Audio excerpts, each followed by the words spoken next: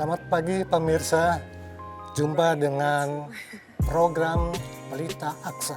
Aku Kusuma Bangsa, suatu komunitas anak bangsa yang peduli dan perhatian terhadap spirit dan nilai-nilai kebangsaan, nasionalisme, bela negara dan cinta tanah air terhadap kalangan anak muda milenial sebagai generasi penerus bangsa yang kita cintai ini.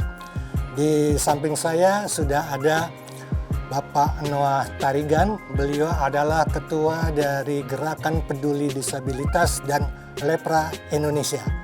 Selamat pagi Pak Noah. Selamat pagi Pak. Sehat selalu? Sehat Pak. Alhamdulillah, puji Tuhan. Amin. Luar biasa. Tapi yang jelas Pak, PPKM itu adalah upaya pemerintah untuk mengurangi atau mungkin meniadakan, memutus rantai pemaparan COVID-19 ini ya Pak. Tapi yang lebih penting lagi sebetulnya vaksinasi Pak. Vaksinasi ini program pemerintah untuk menuntaskan atau menciptakan herd immunity, kekebalan massa ya, untuk menuntaskan masalah pandemi.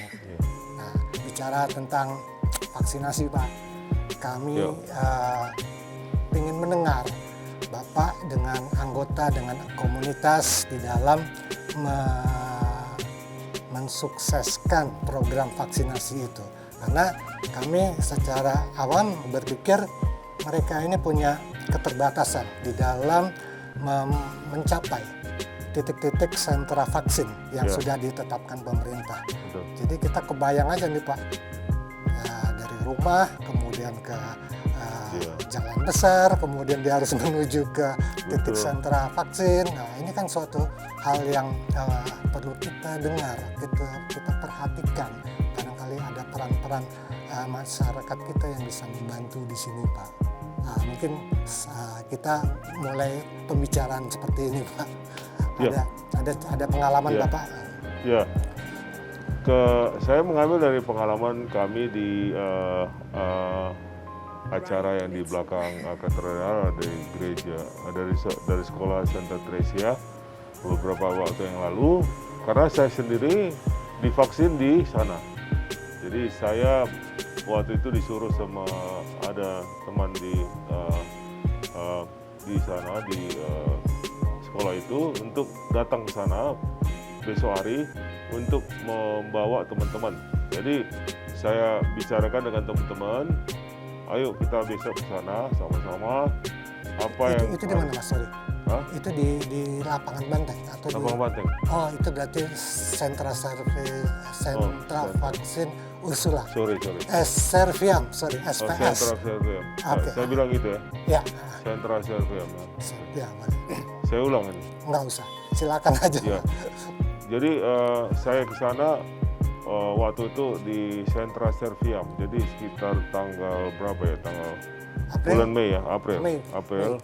Dan kemudian kami ke sana, keberatannya adalah bagi teman-teman yang lokasinya cukup jauh daripada Sentra Serviam yang di Jakarta itu. Yaitu misalnya yang buta gitu, yang buta atau mungkin yang netra, lalu yang kemudian yang mempunyai disabilitas fisik itu sangat sulit mereka untuk ke sana. Jadi kami mengutamakan waktu itu adalah orang-orang yang sudah kita kenal dan mereka mampu pergi sendiri, membawa kendaraan sendiri ke lokasi. Dan itu adalah satu perjuangan juga bagi mereka untuk mencapai sana.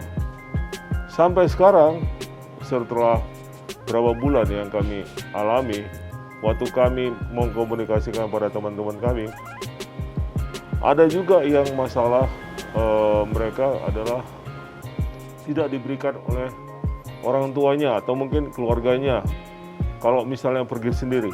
Jadi mesti harus ditemani, mesti didampingi sama pendamping. Dan dalam komunikasi dengan mereka, misalnya mereka itu dari Depok Pak. Dari Depok itu lumayan jauh, apalagi waktunya mereka harus sampai di lokasi jam 7.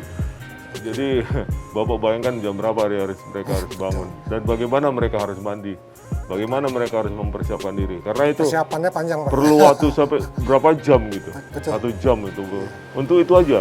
Iya, Karena mereka nggak bisa seperti kita kan, betul. harus Ada keterbatasan ya. ya harus mandiri juga atau mungkin mereka harus mungkin dimandikan atau pakai baju juga suatu perjuangan juga yang luar biasa. Pakai baju juga suatu perjuangan yang luar biasa. Betul. Jadi dari situ effortnya memang sangat panjang. Jadi pada saat itu, pada saat kesempatan itu Pak, Ya. mereka yang Bapak undang untuk mengikuti program vaksinasi itu relatif mereka yang berbadan sehat dan bisa berjalan sendiri atau tetap ada mereka yang mendampingi? Ada juga yang mendampingi karena misalnya seperti ada teman saya namanya Pak Samsi Duha. Jadi tuh naik motor, mereka berdua kemana-mana naik motor sama istrinya. Yang disabilitas tuh dua-duanya sama istri. Jadi yang satu membawa motornya dengan motor yang 3 roda itu, Betul. mereka sama-sama pergi ke vaksin. Jadi kadang-kadang yang diutamakan dulu adalah istrinya Ya. dan belakangan baru suaminya. Jadi nggak bisa sekaligus ya. Oke. Ya. Kalau dari kacamata Bapak, pelayanan di sentra vaksin Serviam itu apakah cukup mengakomodasi komunitas di disability ini? Atau di Bapak. Oke, menurut saya sangat bagus Pak, karena mereka sangat care terhadap yang disabilitas, termasuk yang di dalam area vaksin, dan kemudian bagaimana mempersiapkan dan waktu vaksin, bahkan setelah vaksin. Kami melihat ada semacam pelatihan yang bagus dan ya misalnya seperti contoh kecil ya, misalnya mereka harus olahraga dulu kan, setelah divaksin kan udah olahraga. Pagi Bapak ya? Iya yang pagi ya, yang pagi yang sudah mereka divaksin disuruh olahraga. Mungkin ada survei atau ada data yang bisa disampaikan jumlahnya dan mungkin kategori jenis-jenis apa aja yang bisa dimasukkan ke dalam komunitas disabilitas dan lepra ini Pak? Disabilitas itu banyak sekali Pak. Jadi ada 5 kategori. Pertama itu ada disabilitas fisik, kemudian disabilitas sensorik, kemudian 3 itu adalah disabilitas berhubungan dengan mental. Terus yang keempat disabilitas intelektual, dan kemudian yang kelima adalah ganda atau campuran. Yang pertama itu yang fisik itu adalah misalnya contohnya seperti saya kan, itu juga fisik ya saya. Itu kelihatan banget ya, apa secara visual? Ya visual bisa kelihatan ya, secara letterleg kita bisa lihat Pak. Betul. Terus kemudian yang pakai kursi roda, mungkin yang polio atau mungkin yang apapun yang berhubungan dengan fisik. Yang kedua adalah sensorik. Jadi sensorik itu karena pendengaran. Misalnya tuli, bisu ya. Nah itu adalah sensorik. Yang ketiga adalah mental. Disabilitas mental itu gimana? Mereka adalah yang sifatnya kepada disabilitas karena gangguan jiwa Pak. Gangguan jiwa yang berupa schizophrenia, terus kemudian banyak sekali yang berhubungan dengan jiwa. Terus yang keempat adalah disabilitas namanya intelektual. Misalnya salah satu itu yang tadi saya dengar adalah yang berhubungan dengan autism ya. Itu termasuk juga itu sensorik intelektual. Kemudian banyak sekali juga termasuk yang berhubungan dengan otak gitu, dengan apapun yang berhubungan dengan pemikiran. Terus yang kelima baru ganda. Ganda itu ada yang dia buta tapi juga dia bisu, nggak bisa ngomong atau mungkin tuli. Itu ganda. Jadi ada 5 kategori yang kita ada kan di Indonesia. Dan itu sudah masuk dalam Undang-Undang Nomor 8 tahun 2016. Ya. Sementara di masa pandemik ini kan kita bisa melihat banyak juga masyarakat yang merasakan tekanan banyak. Iya. Ya, tekanan ekonomi, tekanan keluarga dan sebagainya. Iya.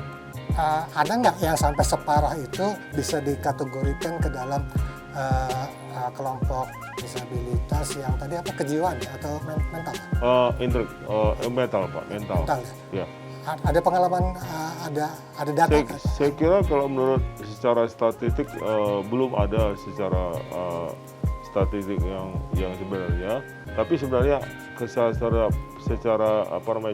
fenomenal Ya. kita melihat banyak sekali terjadi seperti itu. Oh, oke.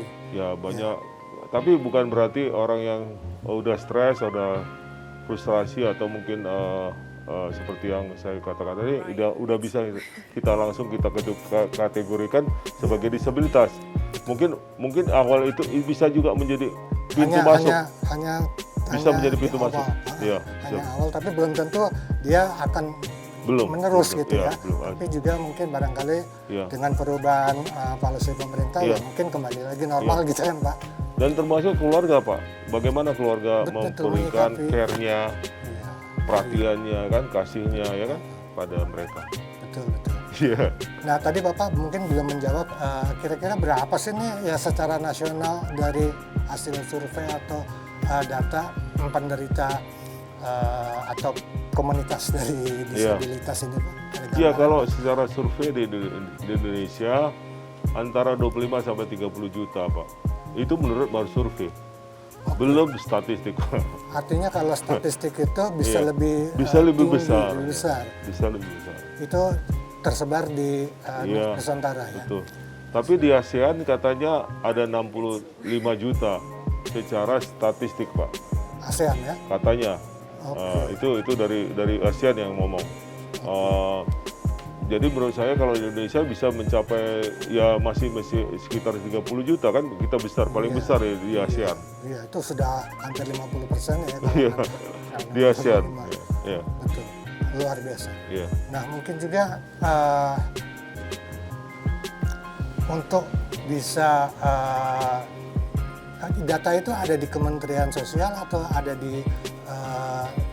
diperoleh dari data lembaga statistik atau Kementerian Kesehatan sama Kementerian Sosial Pak.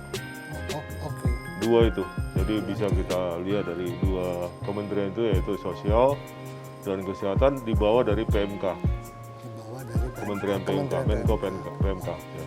Mungkin juga Pak ke depan anggota-anggota yang Bapak bina ataupun Bapak pimpin ini untuk mengelola atau memanage anggota-anggota yang tersebar di entah di Jakarta, di Jabodetabek dan di daerah-daerah lainnya, ya perlu mungkin juga suatu sistem begitu ya Pak yang bisa membantu Bapak dan teman-teman di pengurus di sana. Itu yang perlu juga kita pikirkan Pak, karena itu sangat membantu Pak. Sistem itu sangat membantu bagaimana data masing-masing anggota bisa real time kita monitor dan kita peroleh gitu ya. Benar sekali. Jadi kalau nanti sekiranya kita sampaikan ke mungkin ada network kita, ya ini satu pemikiran aja Pak. Barangkali dengan suatu sistem IT begitu kita bisa menyiapkan suatu equipment di masing-masing anggota barangkali, tapi itu kan juga ada kebutuhan kapital yang harus disiapkan. Nah itu barangkali kita bisa menggandeng sponsor-sponsor atau lembaga swasta atau pemerintah, bagaimana kita mengelola ribuan atau jutaan anggota ini secara real time Pak, karena di zaman sekarang ini udah era digital Pak. Jadi memang harus sangat membantu sekali sistem ini bisa kita kembangkan Pak. Jadi kalau ada kita perlu data ini yang penderita seperti ini dengan indikasi seperti ini, berapa sih orangnya saat ini, kita bisa buka database seperti itu Pak. Nah Nanti kita juga coba nanti dengan teman-teman apakah dimungkinkan Iya. sistem ini bisa kita kembangkan begitu kan Pak. Ya. Nah soal nanti bagaimana peran dari pemerintah atau swasta ya kita coba. Ya. Kita coba. Oke, kemudian saya melihat Pak di DKI khususnya Ya. untuk public transportation Ya. massal itu sudah menyiapkan fasilitas untuk komunitas Disabilitas. difabel atau tapi saya mau tanya juga nih Pak, orang awam ini bingung juga, ada yang difabel, ada yang disabilitas, bedanya apa sih Pak?